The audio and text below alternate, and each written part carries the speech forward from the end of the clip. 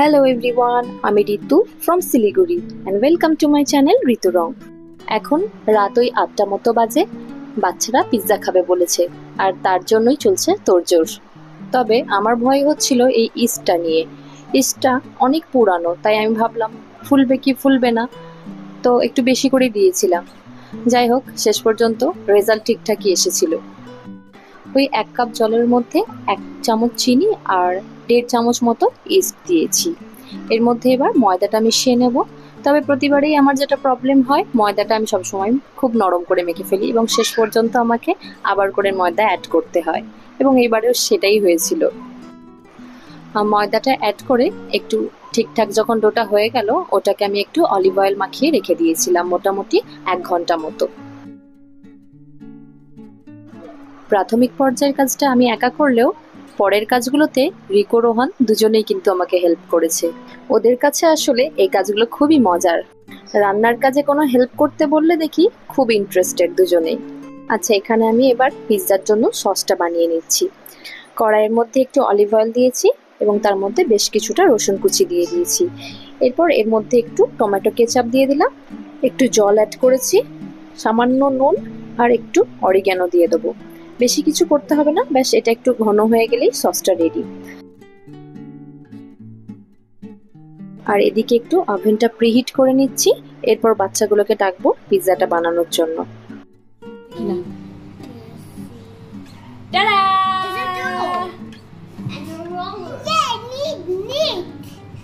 রিকো তো ছোটবেলা থেকেই পিৎজা খুব পছন্দ করে, আর রোহান আবার দেখি দোকানের পিৎজাগুলো অতটা খেতে পছন্দ করে না, আবার বাড়িতে বানালে সেটা খায়। প্রথম প্রেগনেন্সির সময় আমার চিজ, পিৎজা, পাস্তা এগুলোর না খুবই ক্রেভিংস হতো, আর প্রচুর খেতামও। আমি তো ফ্রিজ থেকে চিজ বার করে করে খেতাম। আর রিকো দেখি ওরকমই হয়েছে, ওর এইসব খাবারগুলো খুব পছন্দের। আচ্ছা, এদিকে তো ডোটা ভালো করে নিট করে নিলাম। এবার ওভেনের প্লেটটাতে একটু অলিভ অয়েল দিয়ে ব্রাশ করে নিতে হবে।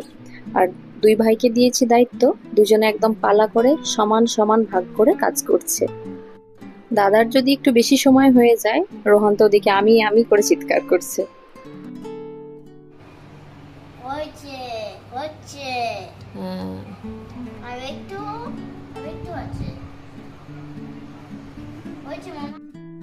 এবার হচ্ছে আসল মজার কাজ, ডেকোরেশনের পালা।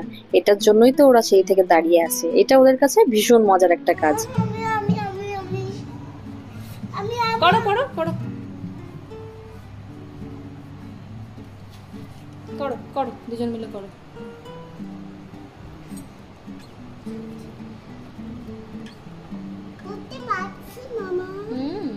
Very good. ছোট ছোট হাত দিয়ে বেশ সুন্দর করলো কিন্তু দুজনে। পিৎজার সসটা আমি লাগিয়ে দিই, তারপর ওদেরকে বাকিটা করতে দেব। রিকোর আসলে ছোটবেলায় সেন্সারি ইস্যুসটা খুব বেশি ছিল। সব জিনিসও টাচ করতে পারতো না বা ধরতে চাইতো না, তো সেই থেকেই ওকে টুকটুক করে রান্নাঘরের বিভিন্ন জিনিস করাতাম।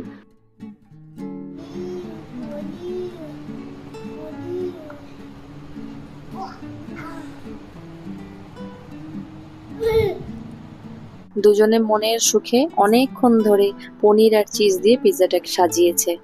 এবার এটাকে ওভেনে দিয়ে দিই।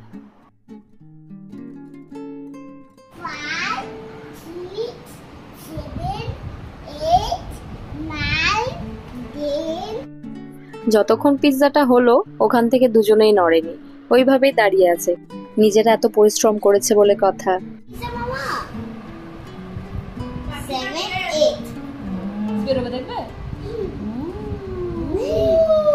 ছোট বেবি, বড় বেবি, বড় বেবি।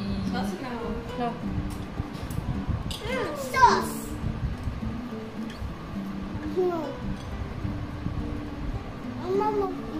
এরকম করে সস দিয়ে খাই, এরকম মামা।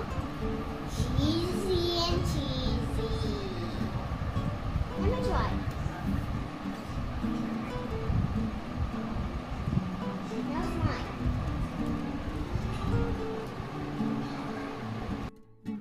ওর পাপা ছিল না, ওর একটা বাইরে ইনভিটেশন ছিল, তো আমাদেরও বেশ সন্ধ্যা থেকে ভালোই টাইমটা কাটলো।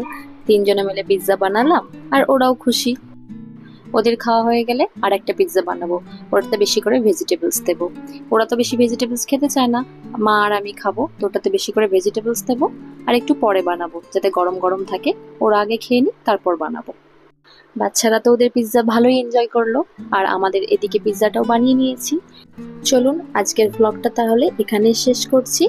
দেখা হবে আবার পরের কোনো একটা ভিডিওতে। আজকে ভিডিওটা কেমন লাগলো অবশ্যই জানাবেন।